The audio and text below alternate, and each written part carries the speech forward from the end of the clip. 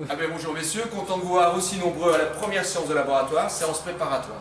Donc ici, lors de cette séance-ci, je vais me permettre de vous faire un rappel théorique et en même temps d'intervenir directement sur l'installation de froid, de telle manière que vous puissiez par la suite, lors de vos laboratoires avec Monsieur Casse, être beaucoup plus efficace dès le départ. Donc, je vais me permettre, dans un premier temps, de vous parler, normalement vous avez vu ça lors de nos cours de théorie, de l'évaporateur. Je vous rappelle que l'évaporateur, évidemment, pour la plupart d'entre vous, je ne dois pas le rappeler, mais l'évaporateur se situe évidemment dans votre chambre froide. C'est l'échangeur qui vous permet de créer le froid. Maintenant, j'aurais une première petite question pour l'ensemble d'entre vous. Comment dirais-je? Dites-moi un petit peu comment on détermine un évaporateur. En fonction de la puissance du... Alors, en fonction de quelle puissance? Vous avez eu le cours de calcul d'installation frigorifique avec Monsieur K. Un évaporateur doit vous fournir quoi? Doit vous maintenir une température dans la chambre froide avec un taux d'humidité normalement bien régulé en fonction de ce qu'elle va conserver. Ok? Et vous allez en déterminer une puissance frigorifique. Est-ce que vous vous rappelez un petit peu comment vous déterminez la puissance frigorifique? Ou je dois faire appel à Monsieur K? Non, il faut faire appel à Monsieur K. Monsieur K! Alors au niveau du calcul de la charge frigorifique, il faut prendre en compte tous les éléments qui vont intervenir au niveau de la chambre froide et notamment la première chose, les éléments qui vont être stockés à l'intérieur et les apports internes et externes, comme par exemple l'éclairage, la chaleur qui est dissipée par les ventilateurs de l'évaporateur, les apports qui sont dus aux parois, parce que même si les parois sont bien isolées, on a certaines pertes au niveau de ces parois et on va sommer la totalité de ces déperditions, de ces apports pour donner un bilan thermique complet. Au sein de l'évaporateur, dans le diagramme que vous connaissez déjà, le diagramme du frigoriste. Je me permets de vous rappeler que le diagramme du frigoriste a ici en abscisse l'enthalpie. À quoi correspond l'enthalpie? Les unités de l'enthalpie? En kilojoules par kilo. Voilà, ce sont des kilojoules, c'est une énergie par kilo de fluide. Ici, en ordonnée, vous avez la pression absolue. Très bien. Vous avez dans ce diagramme ici une courbe que j'ai déjà repassée en noir pour bien la représenter. Comment s'appelle cette courbe? Les liquides saturés. Voilà, cette partie ici, cette courbe s'appelle la courbe de saturation. Elle est scindée en deux parties. Vous avez ici le point critique, nous en parlerons un peu plus tard de ce que signifie la caractéristique du point critique. Vous avez cette partie ici de la courbe, la partie de gauche qui correspond au liquide saturé et la partie de droite de la courbe ici qui correspond à la vapeur saturée. Votre évaporateur, lui, doit faire du froid. Rappelez-vous le cours de théorie. Vous avez donc un fluide frigorigène qu'on va amener dans certaines conditions de pression et de température. Dans l'installation qui est celle-ci, on oblige le R134A à s'évaporer à moins 10 degrés.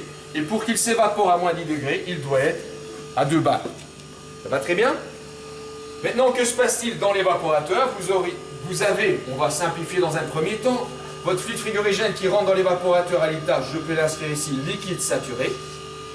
Au fur et à mesure que l'évaporateur, que le fluide qui traverse l'évaporateur va venir capter la quantité de chaleur, les calories cédées par l'ambiance, vous avez le R134A qui va venir s'évaporer au fur et à mesure et donc se diriger dans le diagramme vers la courbe de vapeur saturée. Une fois que le fluide frigorigène est ici, il est dit vapeur saturée.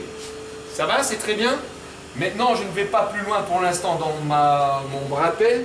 Lors des laboratoires, M. K vous expliquera qu'au niveau des évaporateurs et pour le bon fonctionnement des évaporateurs, on va créer une surchauffe. On va travailler avec une surchauffe qui sera contrôlée par l'évaporateur. Que va-t-il se passer ensuite? Vous avez donc ici, je peux déjà l'inscrire pour chacun d'entre vous, votre évaporateur. Oh, pardon. Voilà. Une fois que le fluide frigorigène a effectué son travail thermique, il est en sortie de l'évaporateur, qu'est-ce qu'il va falloir faire? Il va falloir le diriger et le ramener vers votre compresseur. Ce qui m'amène à vous montrer ici, vous avez votre compresseur. Le compresseur est l'élément moteur et la machine qui vous permet de passer depuis la BP. Rappelez-vous, la BP, c'est la pression qui règne au niveau de l'évaporateur. et votre compresseur va devoir permettre au fluide d'aller vers le condenseur pour s'y condenser, pour libérer les calories vers l'extérieur. Ici, vous avez un condenseur à air, il existe des condenseurs à eau également. Bon, donc au niveau de mon condenseur, le fluide frigorigène va devoir libérer les calories pour repasser depuis l'état vapeur, je simplifie, vers l'état liquide. Dans le cas de figure ici, vous pouvez voir à quelle pression nous allons condenser. Et cette pression de condensation m'amène à vous dire que dans le cas présent, nous sommes ici en train de condenser à une température de 40 degrés centigrades. En fonction du fluide, ici le R134A et la température de condensation, je vais me permettre de faire un petit... ça nous permet de déterminer la pression à laquelle doit être le fluide frigorigène pour pouvoir se condenser à 40 degrés. Ici en l'occurrence, si je lis au niveau du manomètre, nous devons être aux environs de... Sans mes lunettes, ça va être difficile. Je vérifie bien. La pression est exacte, la pression est de 10 bar. Voilà. Donc ici, qu'est-ce que vous avez au niveau de votre condenseur? On parlera par la suite du compresseur. Je vais devoir faire passer mon fluide frigorigène à l'état vapeur. On verra par la suite qu'il arrivera peut-être à l'état vapeur surchauffé. Ce fluide frigorigène va traverser le condenseur en libérant les calories qu'il aura captées ici au niveau de l'évaporateur vers une source extérieure, en l'occurrence ici l'air ambiant. Ce condenseur va permettre donc au fluide frigorigène de passer de l'état vapeur vers l'état liquide saturé. Lors de ces laboratoires, M. Cap vous dira qu'il est très intéressant de créer, et je vais l'exagérer ici un peu volontairement, un sous-refroidissement. Voilà, ça veut dire qu'on va sortir du condenseur à la même pression, mais le fluide aura subi un léger sous-refroidissement, ce qui nous permet de nous écarter de la courbe de liquide saturé. Maintenant, vous êtes ici, vous avez retrouvé un fluide à l'état liquide, mais il est à la haute pression. Pour pouvoir de nouveau le renvoyer vers votre évaporateur, il faut le ramener à la pression qui correspond à la basse pression. Dans ce cas-ci, les 2 bars. Qu'est-ce qu'on va utiliser? On va utiliser un organe de détente. Je vous symbolise ici l'évolution de la détente d'un fluide frigorigène au niveau du diagramme. Je vais me permettre d'aller vous montrer le détendeur au niveau de l'installation. Vous devez vous rappeler, M. Cap vous le rappellera lors des séances de laboratoire, que votre détendeur, il est au plus près de l'évaporateur. Venez voir, mon détendeur, je le vois ici.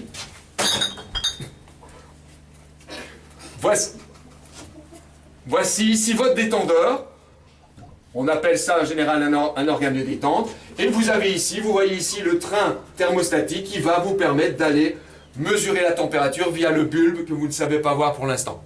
Ça va, c'est très bien? Bon. Vous n'avez pas de questions? Non. Maintenant, je vais quand même me permettre de... Monsieur Cap a dû vous en parler lors du cours de calcul d'installation frigorifique.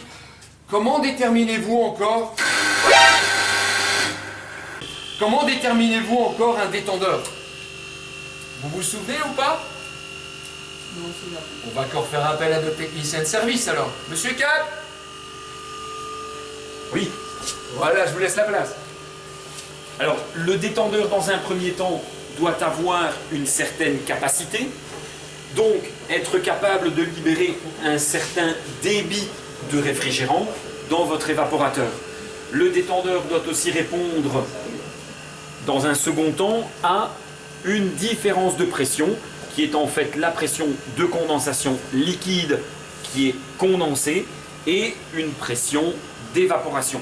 Ce détendeur, avec son orifice bien calibré, doit laisser passer le débit de réfrigérant qui est susceptible de capter les calories à l'évaporateur en quantité et donc doit être capable de capter les calories qui ont été calculées, cette fameuse quantité de chaleur qui sera absorbée par l'évaporateur. Voilà. Bon, ben merci Monsieur Cap pour ce petit rappel. Donc, voilà, je vais revenir du départ de mon cycle frigorifique, excusez-moi. Je vais donc rentrer maintenant finalement, et on en a parlé lors du cours de théorie, dans ces conditions 1 dans l'évaporateur. Ça veut donc dire que quand mon fluide pénètre dans l'évaporateur, du fait de sa détente, il arrive déjà dans l'évaporateur en partie sous forme liquide et en partie sous forme vapeur. Évidemment, il y a beaucoup plus de liquide que de vapeur, évidemment. Donc, en fonction de l'effet frigorifique, je vous rappelle, mon fluide frigorigène va s'évaporer au fur et à mesure. Je ne parle pas volontairement de la surchauffe possible, ce n'est pas le but de la présentation actuelle. Voilà, nous sommes en sortie d'évaporateur. Maintenant, que se passe-t-il? On doit permettre au fluide d'aller au niveau du condenseur, libérer les calories qu'il aura captées ici au niveau de l'évaporateur. Pour ce faire, on doit donc passer de la BP jusqu'à une haute pression. Qu'est-ce qui va nous permettre de faire ceci? Et c'est ce que vous voyez ici, c'est votre compresseur. Mon compresseur, son rôle sera de véhiculer le fluide frigorigène et de l'amener depuis une basse pression vers une haute pression. Au niveau de mon évaporateur, excusez-moi, de mon évaporateur, je dis bien, je reviens ici par la tuyauterie isolée. On a volontairement retiré l'isolant pour vous montrer ici qu'on avait installé dans l'installation un surchauffeur sur refroidisseur. Lors d'un laboratoire que M. Cap vous donnera, vous aurez l'occasion de voir l'intérêt de cet échangeur. Donc ici, c'est ma tuyauterie d'aspiration isolée. Le fluide frigorigène pénètre au niveau du condenseur. Son rôle aussi est de maintenir le condenseur à une certaine température. Vous avez ici le refoulement du fluide frigorigène. Ce refoulement est dirigé vers le condenseur. Au niveau du condenseur, dans celui-ci, vous avez un condenseur à air. Et donc c'est l'air qui vous permettra d'assurer la condensation du fluide frigorigène. Le fluide frigorigène sortant à l'état liquide, sous-refroidi de votre condenseur est dirigé vers une bouteille liquide. Ensuite, il sera dirigé vers de nouveau l'utilisation de l'évaporateur, mais il aura précédemment traversé votre filtre, un voyant, une électrovanne, parce que ici nous avons équipé l'installation d'un club d'eau, et puis vous avez votre fluide frigorigène qui retourne vers l'évaporateur. Donc nous sommes ici, il vient d'avoir quitté le condenseur, il a traversé la bouteille liquide, le déshydrateur, le voyant, il va subir la détente au niveau du détendeur. Alors il subit une détente qui l'amène dans les conditions de nouveau de pouvoir recommencer votre cycle frigorifique. Maintenant, je vais tracer la courbe de compression et voilà une courbe de compression idéale. Voilà. Et donc mon compresseur va bien me permettre de passer d'une basse pression vers la haute pression et tout ceci, voilà, tout ceci, c'est une variation de pression, c'est un taux de compression que vous donnera le compresseur. Donc le compresseur vous amène depuis une BP jusqu'à une haute pression qui correspondra et qui permettra au fluide de se condenser dans les conditions de température qui correspondent à votre choix, en fonction évidemment de la nature de votre fluide. Est-ce que ça va pour tout le monde? Yes. Voilà. Maintenant, je vous ai fait un rappel très succinct de la théorie du cycle frigorifique. Évidemment, vous allez lors des laboratoires vérifier d'abord, une fois prendre les mesures, faire fonctionner votre installation et prendre toutes les mesures utiles et nécessaires, et vous allez pouvoir retracer le cycle frigorifique sur une installation qui fonctionne. Vous allez également, mais M. K va vous en parler bien mieux que moi par la suite, pouvoir vous aguerrir lors de différentes manipulations et de travailler avec ce matériel-là. Maintenant, je vais laisser la parole à M. Cap qui va vous présenter les différents laboratoires auxquels vous allez avoir l'occasion de participer. Voilà, alors au niveau de vos laboratoires, j'ai un petit peu plus mis l'accent sur tout ce qui va être certification. Et donc, on va s'attarder un peu plus, bien entendu, sur le calcul de la charge frigorifique, mais de l'installation en elle-même aussi, et de tout ce qui gravite autour de les manipulations que sont amenés à faire un technicien.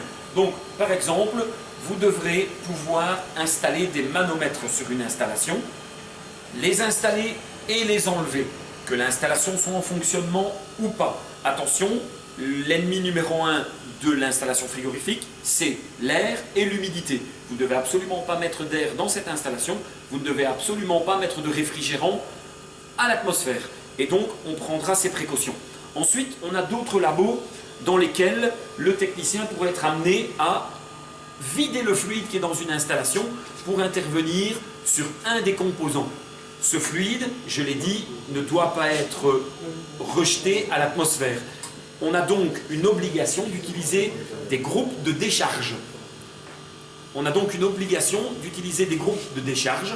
Ce groupe de décharge va lui capter le réfrigérant qui est dans l'installation, le condenser, c'est-à-dire le rendre liquide, puisque quand il est liquide, je peux en stocker potentiellement plus, et le rejeter dans une bouteille de décharge.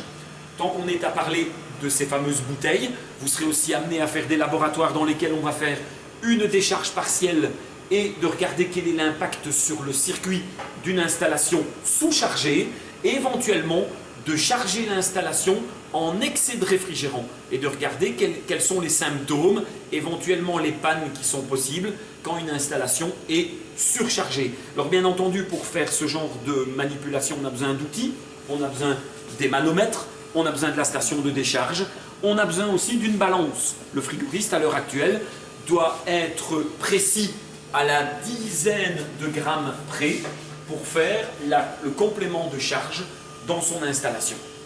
Vous allez faire ces manipulations-là et en même temps faire une recherche des puissances, une recherche des taux de compression, on en a parlé tout à l'heure, et des coefficients de performance de chaque machine lorsqu'elle est en fonctionnement normal, quand elle est en excès de charge, quand elle est en manque de charge, et éventuellement simuler quelques pannes, notamment par exemple couper un des ventilateurs, et de regarder ce qui se passe et d'analyser l'impact de la panne.